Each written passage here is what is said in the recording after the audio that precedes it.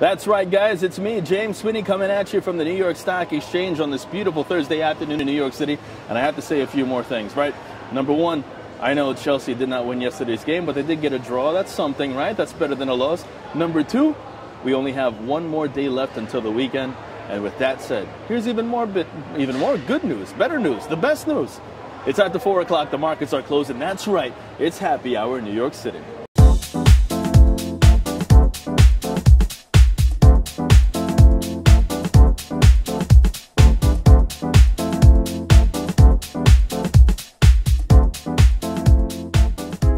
Now, U.S. stocks, they saw a rise Thursday with the S&P 500 and Dow Jones both touching record highs, as investors took in mixed economic reports on the jobs and housing market and also continued to take in the Federal Reserve's renewed vow to keep benchmark rates very, very low. Now, economic reports saw the number of Americans filing for jobless benefits fall to a 2-month low. Also, housing starts, they declined in the month of August, not the decline that you want to see. And at the same time, the city of brotherly love, that's right, its Federal Reserve's index of factory activity saw a slowdown in September, but its employment component rose to its highest level since the middle of 2011.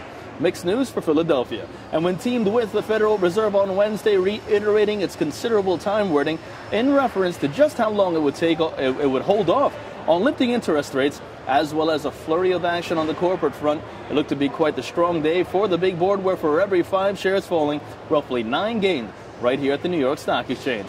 So let's now take a look to see how the markets closed out the session.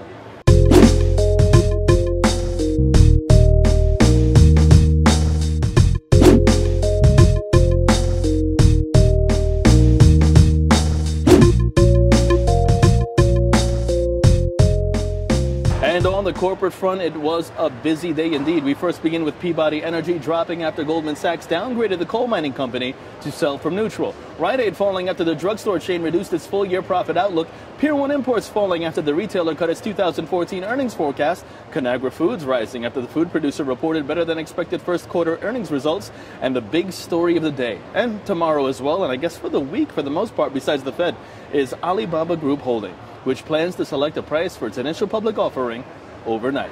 So there you have it. Kick back, relax, grab yourself a drink. We've got one more day left until the weekend. And tomorrow should be a busy day with Alibaba making its headline news with the IPO pricing. And I'll see you guys all in the morning. From OnWallStreet.com, from the New York Stock Exchange, saying Chelsea's still going to pull it off. Trust me. Don't worry. I'm James Swinney.